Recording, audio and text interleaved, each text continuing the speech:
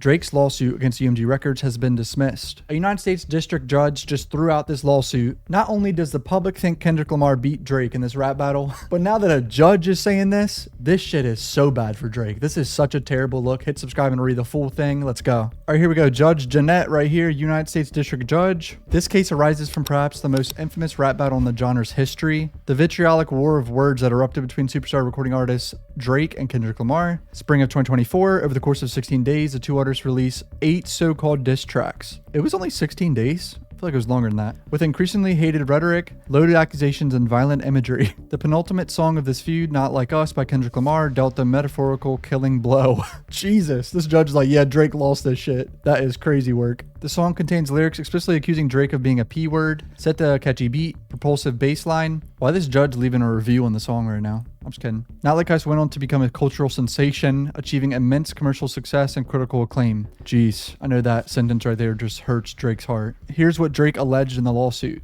Drake alleged that UMG intentionally published and promoted Not Like Us while knowing that the song's insinuations that he has sexual relations with minors were false and defamatory. He brought this action against UMG for defamation, harassment, and the second degree in violation of Section 349 of the New York General Business Law. Because the court concludes that the allegedly defamatory statements in Not Like Us are non-actionable opinion, the motion to dismiss is granted. Boom. This shit's over with. So let's see what she says here with the legal standards. To survive a motion to dismiss, a complaint must contain sufficient factual matter accepted as true to state a claim to relief that is plausible on its face. Drake is a prominent recording artist. Drake has had a successful music career under UMG for 20 years. Now the judge lists the entire history of which songs released at which time. Drake released Tailor Made Freestyle, in which he used artificial intelligence of rapper Tupac and Snoop Dogg to goad Lamar. Tupac and Snoop Dogg shared their disappointment that Lamar had not responded to push-ups. Drake really did bait him. How you bait someone on a song like that and then get mad when they come back with some crazy shit on their diss track back to you? He baited him. You seem a little nervous about all the publicity. You guys show the fucking owl who's boss on the West. Drake in his own voice further taunts Kendrick for failing to come up with a satisfactory response, saying, I know you're in that New York apartment. You struggling right now. I know in the notepad doing lyrical gymnastics, my boy. Drake surmises that Kendrick was purposely delaying his response because artist Taylor Swift had just released a new album.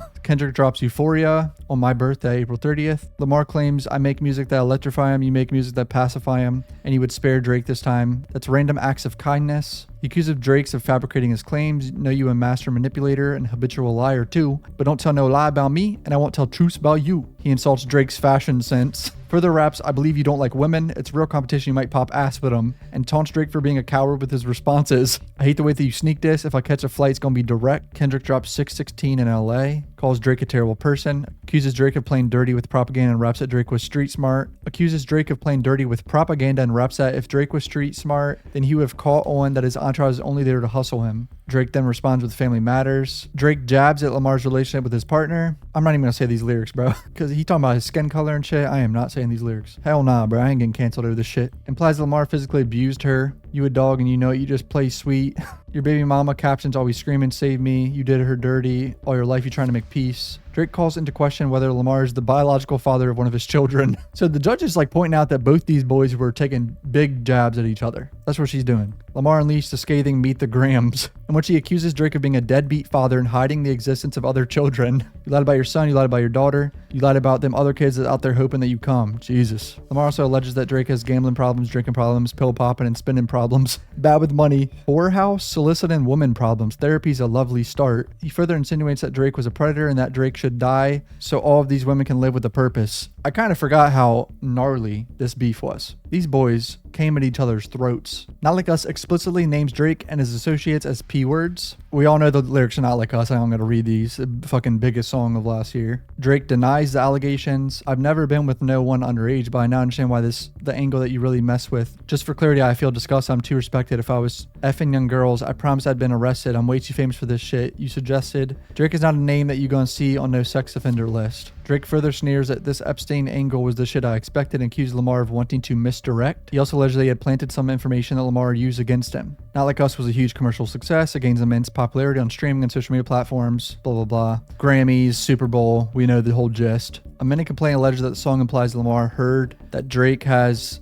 blank for underage women. Cell block 1 is a thinly veiled threat to Drake that should be careful that he never ends up in a prison, a place where CPs are notoriously the targets of violence. And here we go, the defamation claims. Under New York law, the elements of a defamation claim are a defamatory statement of fact regarding the plaintiff published to a third party that is false, made with the applicable level of fault, causing injury, and not protected by privilege. A defamatory statement is one that exposes an individual to public hatred, shame. The issue in this case is whether Not Like Us can reasonably be understood to convey as factual matter that Drake is a P-word or that he is engaged in SR with minors. In light of the overall context in which the statements in the recording were made, the court holds that it cannot. Kind of crazy. Judge is saying this can't be understood as facts. Like, no one's going to believe that Drake is actually a P-word from this song, which I low-key kind of disagree with. Like, there's definitely some people out there that think Drake is a P-word now. I mean, it's everywhere on the internet. Drake is a P-word. If Drake's brought up anywhere, they say any a P-word. Like, I see that everywhere. I'm not sure I agree, but who the fuck cares about me? This is a federal judge saying it doesn't do it by law. Under the First Amendment, there's no such thing as a false idea. In distinguishing between facts and opinion, 3 factors guide the court's consideration. Whether the specific language in an issue has a precise meaning which is readily understood, whether the statements are capable of being proven true or false, whether either the full context of communication in which the statement appears or the broader social context and surrounding circumstances are such as to signal readers or listeners that what is being read or heard is likely to be opinion, not fact. There's no commas in this shit. Why is there no commas in this one? Plaintiff's suit is focused on a single factual message conveyed by the recording, the false allegation that Drake is a P-word. The recording is myopically focused on ensuring that listeners take one message away from the song, Drake is a P-word. And that's a quote from Drake's lawsuit. Drake's lawyer is saying the song is there to get the message out that Drake is a P-word. This statement has a readily understandable meaning and is capable of being proven true or false, but even accusations of criminal behavior are not actionable if understood in context. They are opinion rather than fact. Thus, the court will focus on its analysis on the third factor. This inquiry is a holistic one, which looks to the overall context in which the assertions were made. The court considers the form in which the allegedly defamatory statements appear. For example, the average listener is more likely to understand statements made on a news program or in a journalistic piece to be factual, while statements made in the opinion page of a newspaper or in an internet comment page are generally perceived as opinion. I actually understand that. Some songs, majority of songs are seen as just bullshit. Like, in terms of, like, not everything in a song is true. You know what I mean? Like, rap lyrics especially, a lot of rap lyrics are cap. Like, not true. So I actually understand this, kinda. The forum here is a music recording and a particular rap diss track with accompanying video and album art. Diss tracks are much more akin to forums like YouTube and X, which encourage a free-willing, anything-goes writing style, than journalistic reporting. And here's the main sentence of why this judge dismissed this lawsuit. The average listener is not under the impression that a diss track is the product of a thoughtful or disinterested investigation, conveying to the public fact-checked variable content. So they're saying the average person listening to these songs doesn't even think it's true. No big investigation happened for Kendrick to think Drake is a P-word. The fact that the recording was made in the midst of a rap battle is essential to assessing its impact on a reasonable listener. Even apparent statements of fact may assume the character of statements of opinion. This was a whole big lawsuit when Rappaport sued Barstool Sports. The district court found that an audience would not reasonably conclude that statements suggesting that the plaintiff had herpes and had abused his ex-girlfriend constituted assertions of facts when published in a 6-minute diss track music video.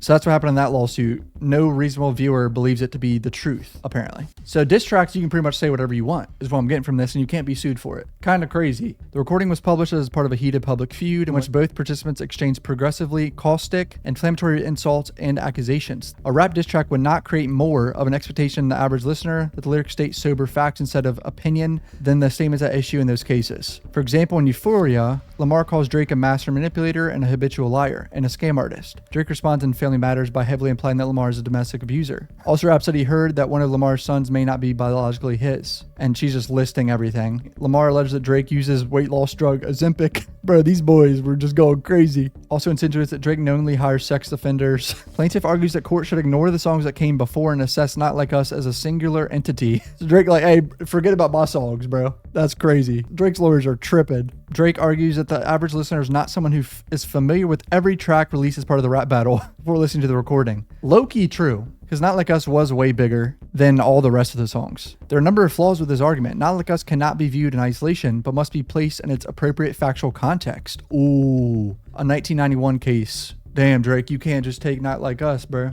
you got to take into account all the songs from a 1991 case right there. Here, that factual context and the insults and trash talking that took place via these diss tracks in the days and weeks leading up to the publication Not Like Us, the songs released during the rap battle are in a dialogue with one another. They reference prior songs and then respond to insults and accusations made by the rival artist. The songs thus must be read together to fully assess how the general audience would perceive the statements in the recording. While Not Like Us may be the most popular of the diss tracks, the other songs were hits on their own right, with streams in the tens of millions or hundreds of millions. In deciding this motion to dismiss, the court need not blind itself to public attention garnered by this particular rap battle. The court takes judicial notice of the extensive mainstream media reporting the surrounded release of Not Like Us and the associated feud between Drake and Lamar. The court must consider rap battle to assess whether the average listener would take Lamar's statements as objective fact or opinion. Perhaps most fatally to plaintiff's argument. Oh boy, here we go. The most fatal part of Drake's argument. It would render protection for artistic expression dependent upon an impermissible retroactive analysis. What the fuck does that mean? At the time he released Not Like Us, Kendrick Lamar could have not been aware that it would break streaming records, win Record of the Year at Grammys, or be featured at the Super Bowl. The plaintiff would have the court divorce the recording from the context in which it was created because of these subsequent events. Whether publications constitute actionable fact or protected opinion cannot vary based upon the popularity they achieve. Constitutional guarantees do not rest on such flimsy foundation. Plaintiff counters that even if the recording was protected opinion at the time of its initial publication, UMG's replication of Not Like Us in the months following after it achieved unprecedented levels of commercial success exposed it to be a liability. This argument is logically incoherent, frying Drake's lawyers. If the recording was non-actionable opinion at the time it was initially produced, then its republication would not expose UMG to liability. Republication cannot transform Lamar's statement of opinion into UMG's statement of fact. Damn, so they're saying UMG is not liable pretty much at all for this. That's what I gathered from that. Not Like Us is replete with profanity, trash talking, threats of violence, and figurative and hyperbolic language, all of which are indicia of opinion.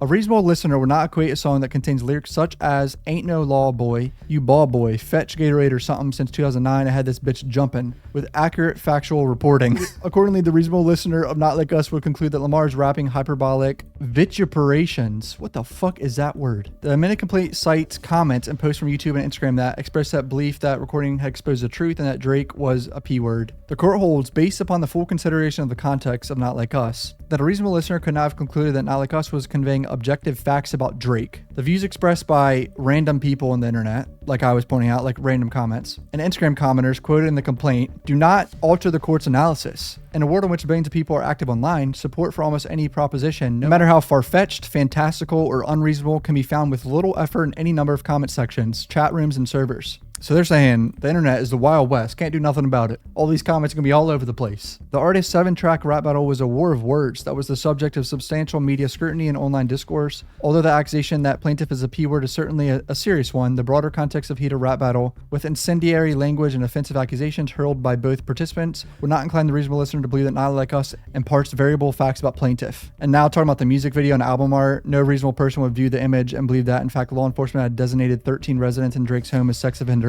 Oh my god, the artwork of the sex offender things on Drake's house. The figurative imagery accompanying the music video also constitutes protected opinion. Video depicts a prolonged shot of an owl in a cage. An image of a caged owl cannot reasonably be understood to convey a factual message. Ooh, now into the botting streams part. Remember he said UMG like botted streams and paid for streams and shit. To allege that UMG implemented covert practices to manipulate streams and Not Like Us and inflate the recording's perceived popularity, plaintiff relies on tweets by individual users and reports from fans to allege that UMG utilized covert tactics to manipulate streams and Not Like Us. I pointed that out. In Drake's lawsuit, bro cited an academic stream of someone going on academic stream and talking to him saying that he helped bot Not Like Us. How do we know that guy's not fucking lying? A random dude on an academic stream. A small sample of users' possible experience communicated through tweets and other anonymous commentary fails to establish a plausible inference that UMG manipulated listeners into streaming Not Like Us. Defense motion dismisses granted. Boom. Wow. So apparently now in diss tracks you can say whatever the fuck you want. That just opened up a can of worms, baby. Let's go. Any rappers listen out there, you can say whatever you want about anyone. That's what the First Amendment is, baby. Hit subscribe, comment down below what you guys think. Love you boys. Peace out.